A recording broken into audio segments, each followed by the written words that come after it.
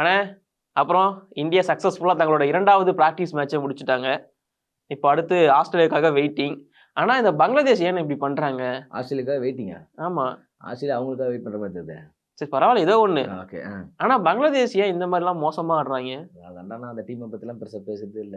இப்பதான் தெரியுது நீங்க ஏன் அந்த டீம் மோசமான டீம்னு சொன்னீங்க. சூப்பர் 8ல வந்து அவங்க மோசமான டீமா? அதான் சொன்னேன்ப்பா, குரூப் ஸ்டேஜ்ல ஒரு சில சுமாரான டீம்ஸ் தான் உள்ள வந்தாங்க இல்லையா. சுமாரான டீம் சொல்ல முடியாது, அவங்களால பெருசா கான்ட்ரிபியூட் பண்ண முடியல, அவ்வளவுதான் விஷயம். Associate countries. எஸ் டெஃபினெட்லி அதேதான்.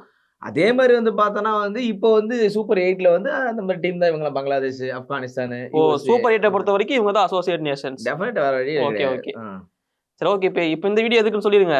எஸ், இந்தியா வர்சஸ் பங்களாதேஷ் மேட்சை பத்தின ஃபுல் டீடைல் தான் இந்த வீடியோல பார்க்க போறீங்க. ஆரம்பிக்கலாமா?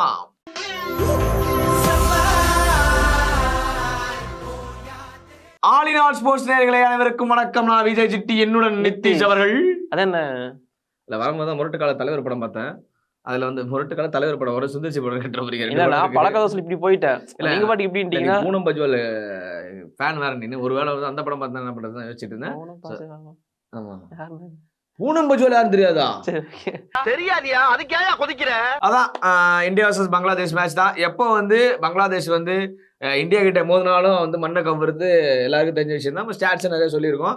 நேத்தியுமே வந்து என்ன பண்ணாங்கன்னா ஒரு பேட்டிங் ட்ராக் தான் அது. ஆல்மோஸ்ட் வந்து ஒரு பேட்டிங் ட்ராக். அந்த ட்ராக்ல வந்து நம்முடைய பங்களாதேஷ் வந்து டாஸ் வின் பண்ணி நீங்க போய் பேட்டிங் பண்ணிக்கிங்க, ஏன்னா நீங்களே ஃபர்ஸ்ட் ஸ்டார்ட் பண்ணீங்களே அப்படின்னு சொன்னாங்க. What batting style team. எங்ககிட்ட வேற லெவல்ல பவுலிங் இருக்குன்னு தப்பான காம்பினேஷன் பவுலிங்கை கொண்டு வந்து, அதாவதுன்னா இந்தியாவோட ஓப்பனர்ஸ் ரோஹித்தும் சரி விராத்தும் சரி இது வரைக்கும் விக்கெட் கொடுத்துருக்கிறது எல்லாமே லெஃப்ட் ஆர்ம் ஸ்பேஸருக்கோ இல்ல ஒரு ஃபாஸ்ட் பவுலருக்கோ தான் கொடுத்துருக்காங்க.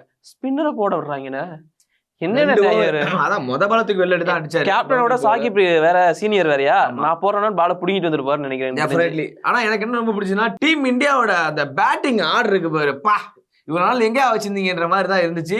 ஏன்னா ரோஹித் சர்மா வந்தாரு, 20+ அடிச்சாரு, செம்மையா வேற லெவல் ஒரு ஸ்டார்ட் கொடுத்தாரு. அதுக்கப்புறம் விராட் கோலி ஒரு 30+ அடிச்சாரு. ஐயோ, அதை விட 6 அடிச்சாரு பாரு. ஏன் ராஜா தங்கம், இதை தான் தங்கம் கேட்டுக்கிட்டு இருந்தோன்ற மாதிரி இருந்துச்சு. அதுக்கப்புறம் ரிஷப் பண்ட் வந்தாரு, அவரும் பயங்கரமா கான்ட்ரிபியூட் பண்ணாரு. அப்புறம் ஸ்கை வந்தாரு, ஃபர்ஸ்ட் பால் 6 அடிக்கும் போது அவ்வளவுதான் அப்படின்ற மாதிரி, அதுவுமே நல்ல ஸ்டார்ட் தான். அதுக்கப்புறம் உள்ள வந்தார் நம்முடைய சிவம் தூபே. ஸோ அவருமே நல்ல ஸ்டார்ட் கொடுத்தாரு, பார்க்க செம்மையா இருந்துச்சு. அங்கேருந்து வந்தாயா மும்பை ஏர்போர்ட்ல இறங்கி டபடபடபட அந்த மாதிரி இது வேற ஹர்திக், இது வேற ஹர்திக், இது வேற வெர்ஷன், இது வேற போக்கிரி வெர்ஷன் வச்சுக்கேன்.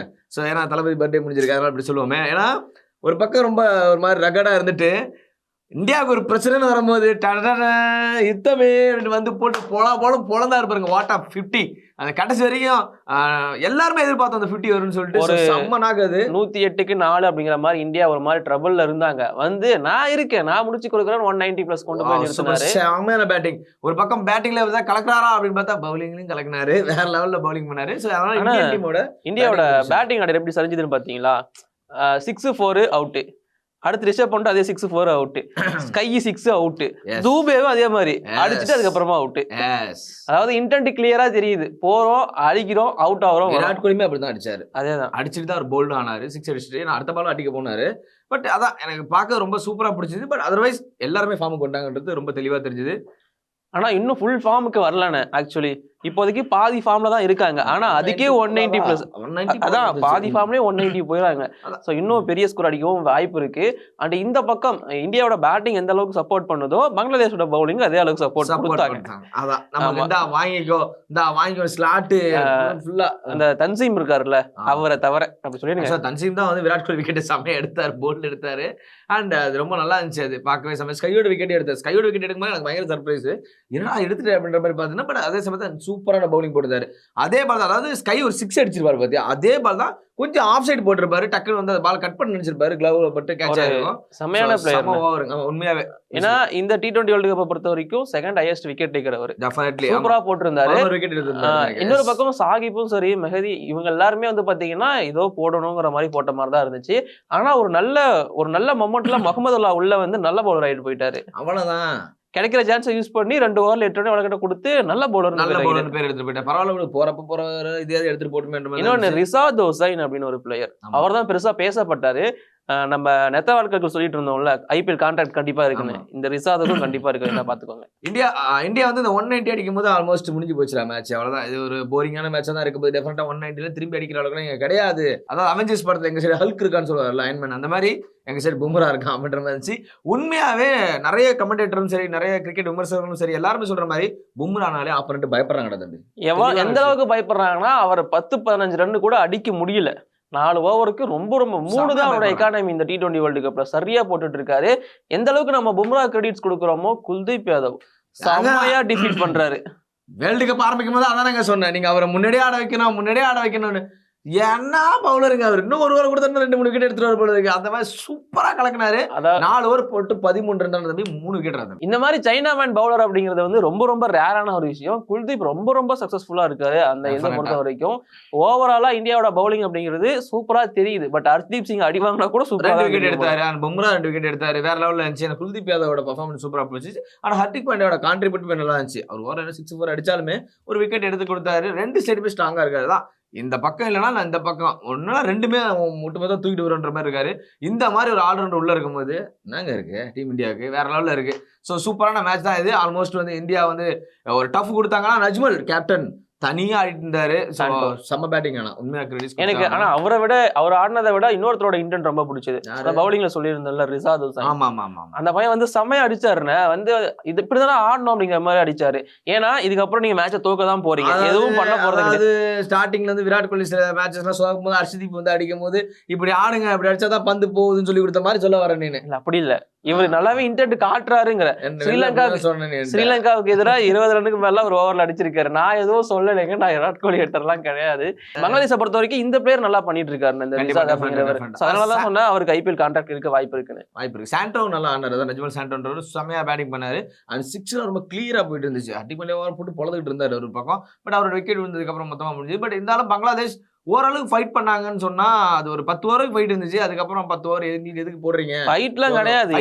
அடிக்கிற விதத்தை சொன்னேன், ஃபைட் பண்ண வச்சாங்க, எந்த ஃபைட்டும் கிடையாது. சரி விடு, வீடியோக்காக பேசலாம்னு பாக்குறேன். உண்மையாவே ஒரு குப்பை மேட்ச் தாங்க அப்படி சொல்லவா? உண்மைதான். பார்க்கும்போது பாதி நேரம் கடுப்புல என்னன்னா ஒன் சைடா போகுதுன்னு தான் பார்த்தேன்.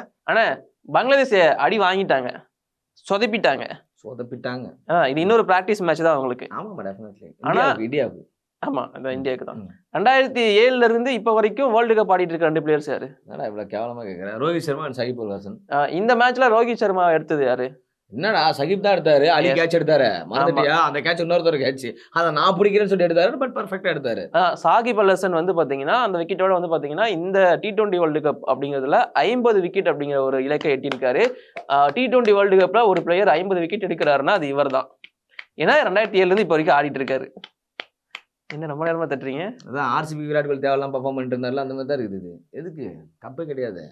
இங்கேயும் RCB தாக்கப்பட்டது என்பதை பதிவு செய்து கொள்ள.